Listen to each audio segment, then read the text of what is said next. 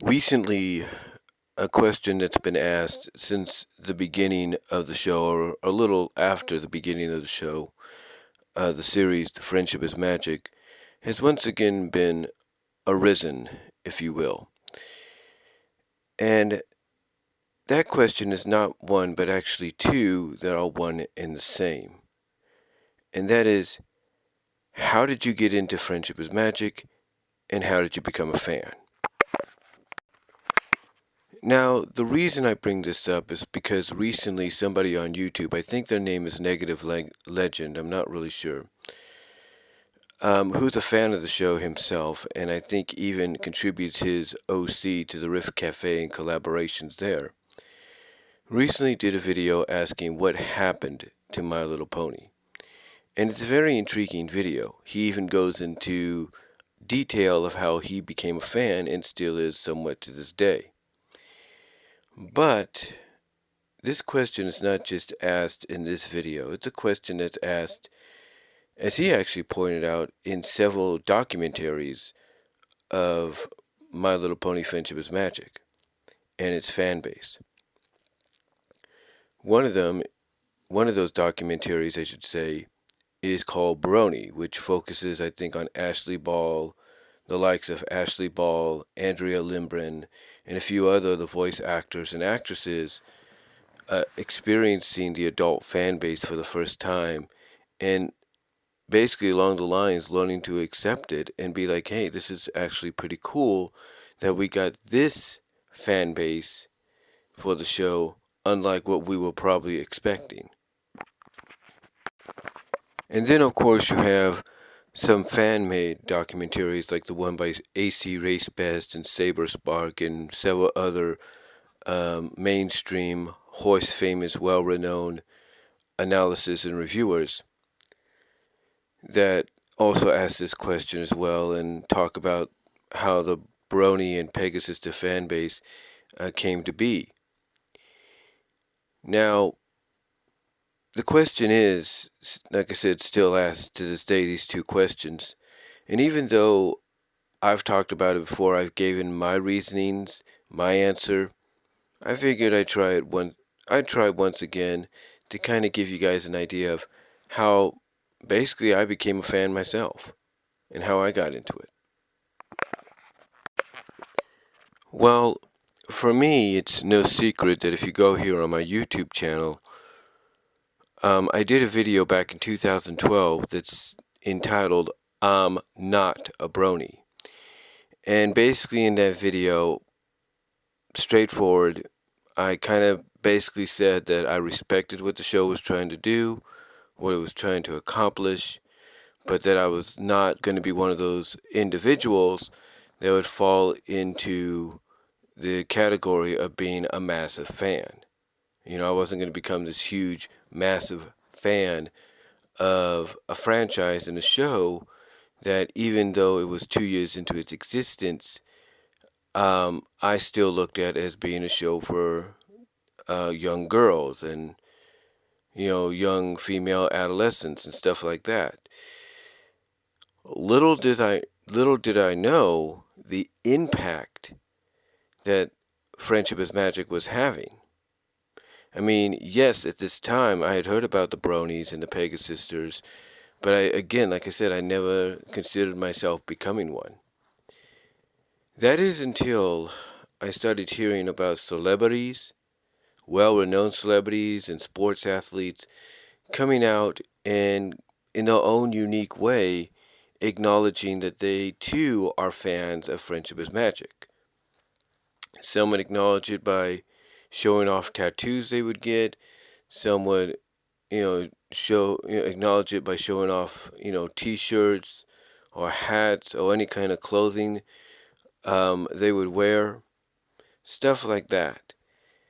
And it would also get acknowledged a little bit through references in pulp culture, through commercials, even if the commercial is like 30 seconds, 6 seconds, whatever. And I started thinking to myself, wait a minute. Because to me, like I was saying, and I'm doing this on the fly, unscripted, But like I was saying, I started noticing this and I was thinking, wait a minute. There's something more to this than just, oh, it's just garnered this unique fan base of adult males and females. And it's garnered their attention and their intrigue and their interest. Because, like I said, when I started to notice all these celebrities and sports athletes and well-renowned figures coming out and acknowledging their love for the show, their love for the fandom, or for the characters and stuff like that, I was like, okay, there's obviously something more to this.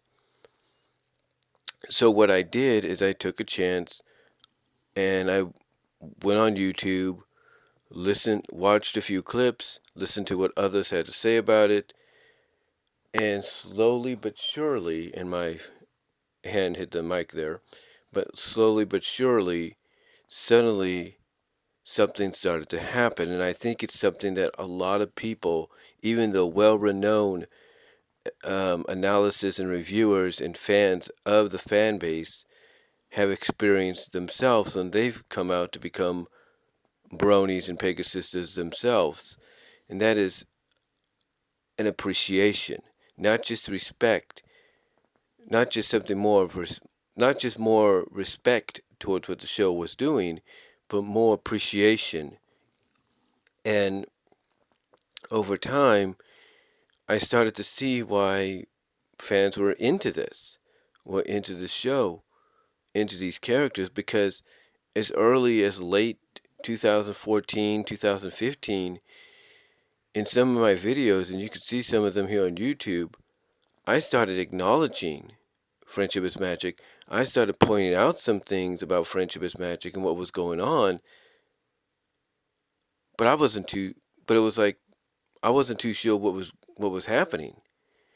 But I think but over time, like I said, what was happening and what I was realizing was happening was I started to become a fan.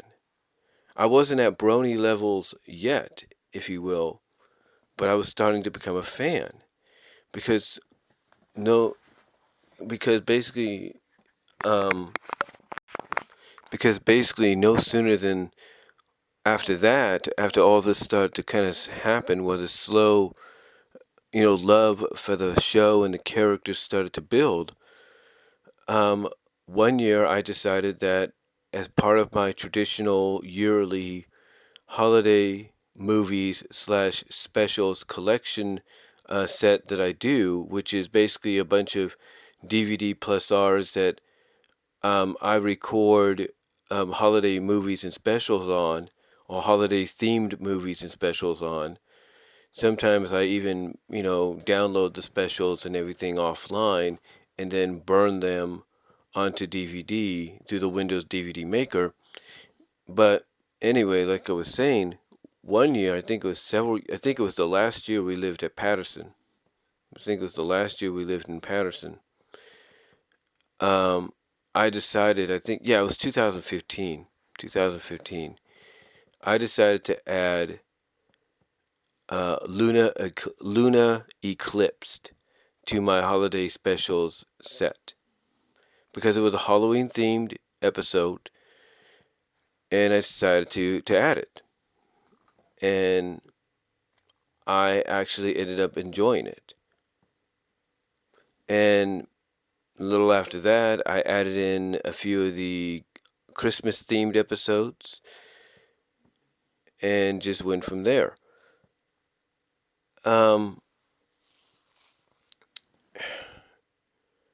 So it was basically the slow build and uprise of becoming a fan and a brony myself. All began basically almost literally 2 years after, or maybe even a year after, I had made that video. And it was not just, due to what people were saying, and of course my own curiosity getting the best of me, and wanting to see what people were talking about, what made this show and these characters and this fandom, what it was. But it was the characters, like I said, themselves. In fact, three characters actually at first. The first character, of course, was Princess Luna. I basically through online and from what I heard people saying on YouTube and everything, and through various other places, Luna basically had become one of the more popular characters the show has ever produced. And over time, I learned that basically, even though she was going to come back in the second season, fans clamored to see her return since the end of the first episode. And they got it in Luna Eclipsed. And it was like, you know, when I saw Luna, and like I said, I heard what people had to say, and then like I said, I saw her myself and saw how her character was presented and reacted and stuff. I became a fan myself as well, and it's not just because Luna, like this one of the other characters I'm going to mention in a minute, is considered like the eye candy of the show, but basically because she had that rebellious nature, that kind of relatable, rebellious nature that you were drawn to, and you could relate to, and you could understand, you can accept. And she also had a very mischievous side to her as well. And, to me, from what I understood, all that, if not more so, is what made Luna a very popular character, and is one of the reasons a lot of people got into Friendship is Magic because of her.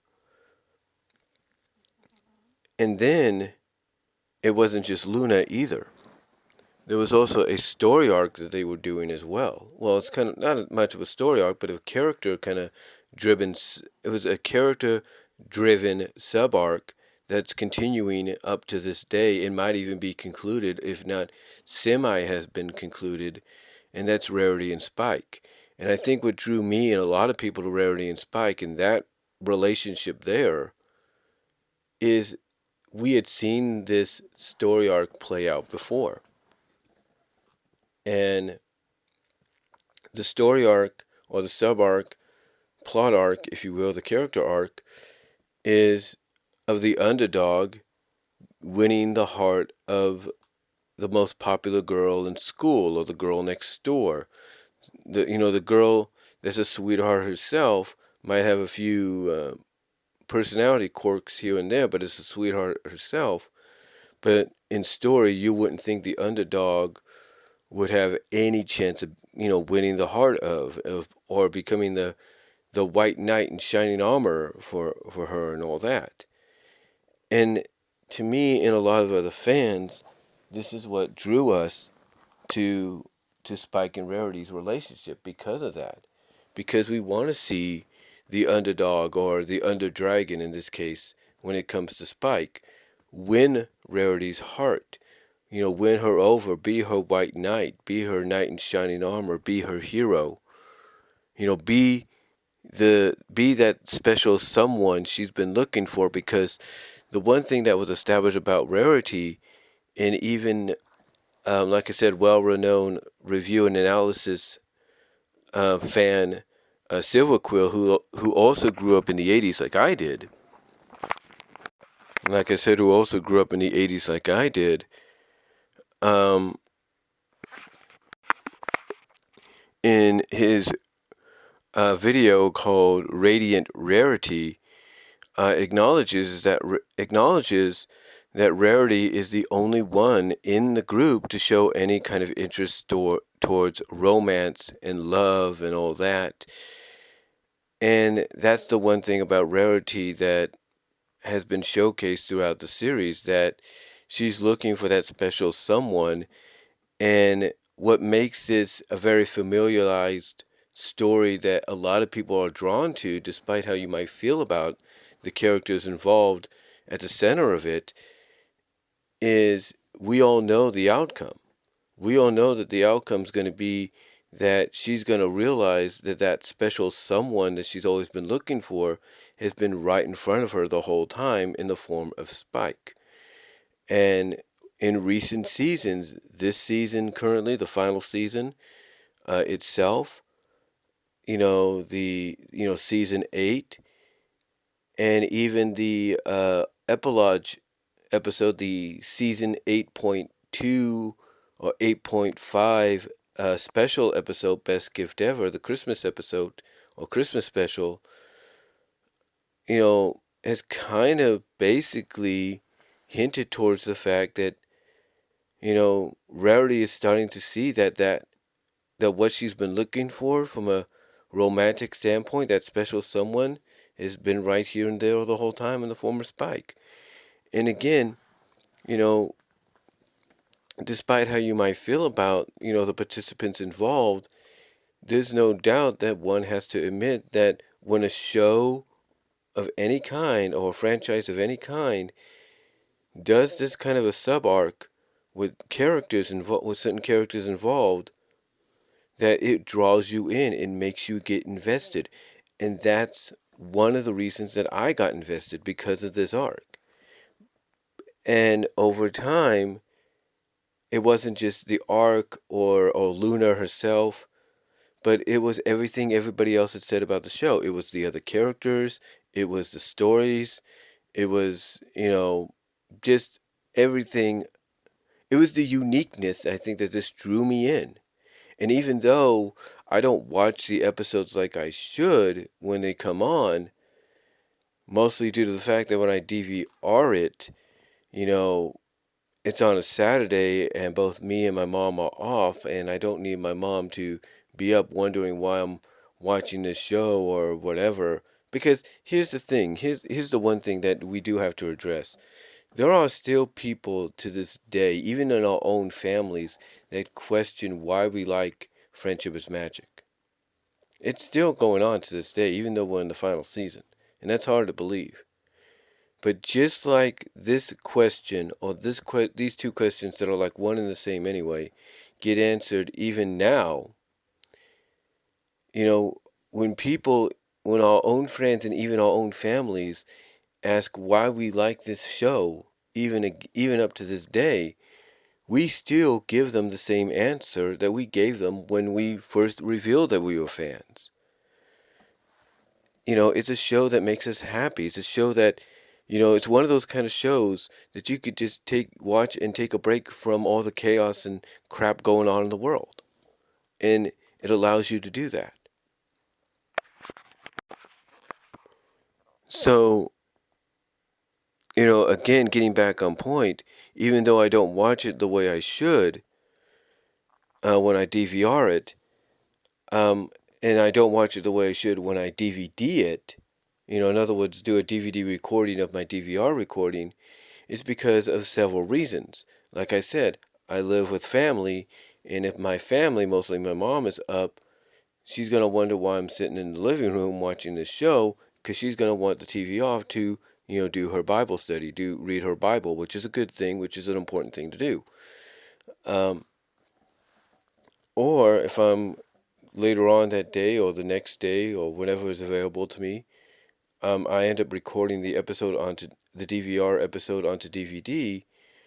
The reason I don't watch it the way I should when I'm doing it and I have the TV off is mostly because of the fact that I never know when my mom's going to show up back home from either church or whatever she's doing.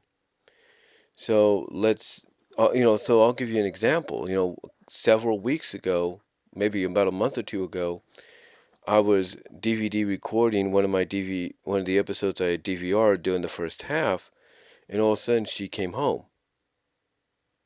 And she came home at a time that, yes, the episode was just getting done, but I had to kind of work around her doing other things without her noticing, and thank the Lord she didn't.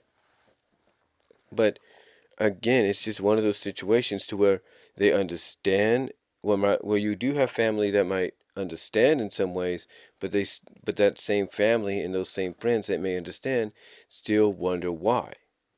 And that's one of the things that I do. Now, I'm not saying I don't watch the episodes, because guess what? I do watch the episodes, especially when I have to get to nitty-gritty time when it comes to the DVD recordings. But the fact of the matter is, and I want to say this in closing, not clothing, But like I said, and I want to say this in closing, um, everything I've talked about is just up. Basically, everything I've talked about here, on how I became a fan, and is all true. I mean, I'll give you again a good example of this. About 5.5 years. I mean, if you would have told me about 5 years after I did that video of I'm not a brony, that I would have to eat my words, I wouldn't have believed you. But yet here I am. I'm eating my words. Because basically 5 years after I said that, what do? I hop on a bus, request October 6, 2017 off, hop on a bus, go to the Regal Cinema in Turlock, and watch on its official premiere date My Little Pony the movie in theaters on the big screen.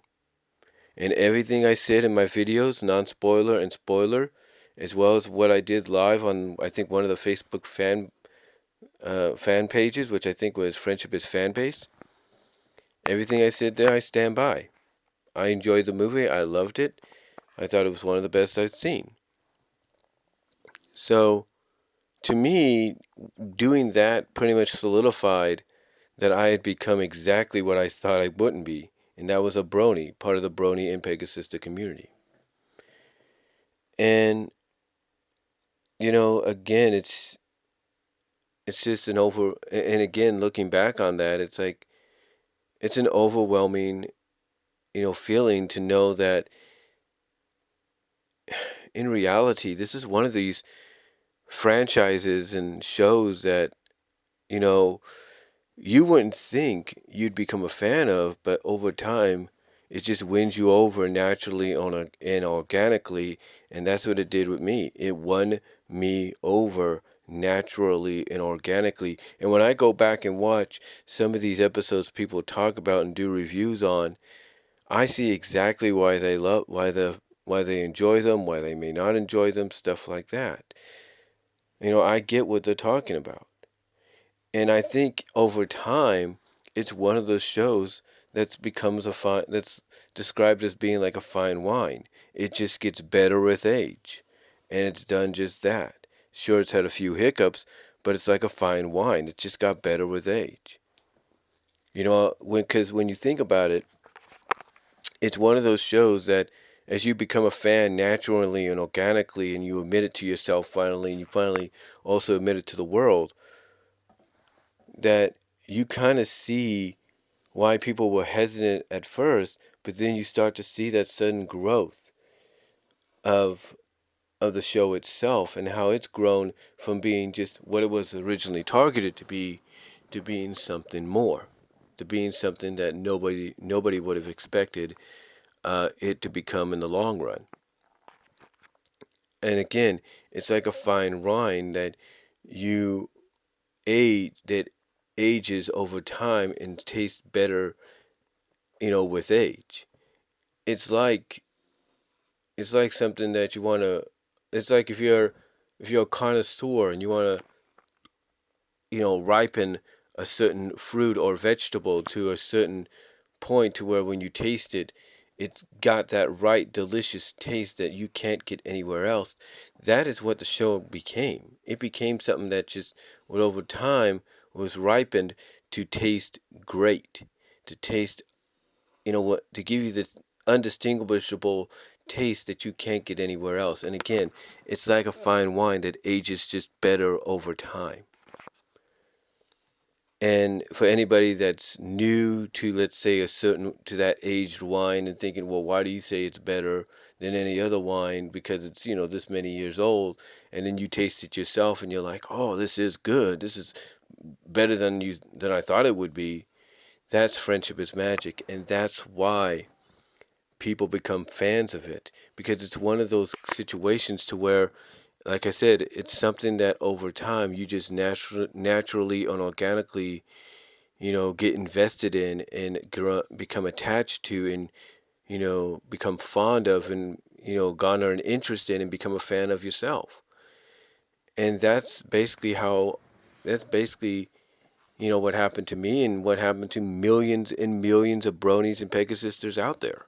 even the well-renowned ones like Dr. Wolf and Lightning Bliss and Silver Quill and Golden Fox and Keyframe and Firebrand, aka Josh Scorcher, and his fiancee Aramount, the Fiery Secretary, and Dalwelsonator Thespio, and Midnight Sonata, Katie Patterson.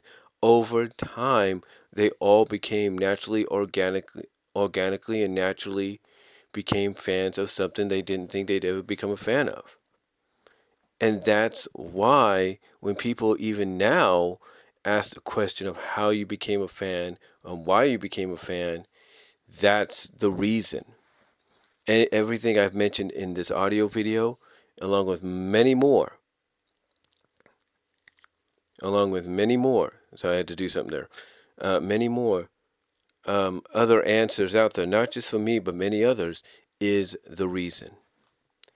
So I'm going to end it at that, guys, but I pose the question now to you.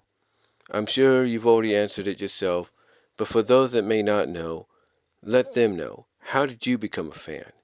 How did you get into Friendship is Magic? How did you become a fan of it? Let me know down below. Let us all know down below. Comment if you like, and I am out. And sorry if this video went on too long. I do apologize.